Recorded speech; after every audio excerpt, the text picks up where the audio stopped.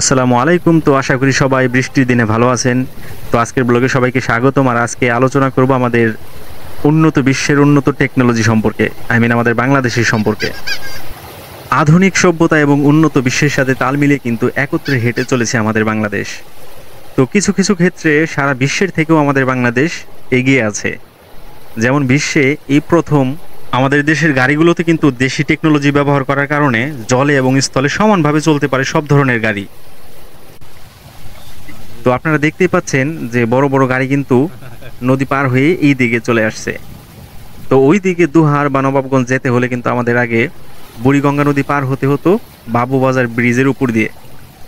তো এখন কিন্তু সেই দুর্ভোগটা আর পোহাতে হবে না আমাদের, কারণ এখন আমরা আমাদের দেশি টেকনোলজি দ্বারা তৈরি গাড়ি দিয়েই কিন্তু বুড়িগঙ্গা নদী পার হয়ে সোজা চলে যেতে পারবো ঢাকা টু দোহার নবাবগঞ্জ।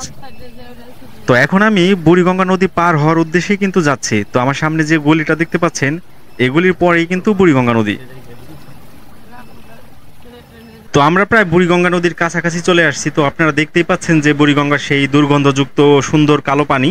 তো একটু পরে আমরা দেখাতে পারবো যে আমরা কিভাবে আসলে বুড়িগঙ্গা নদী পার হই।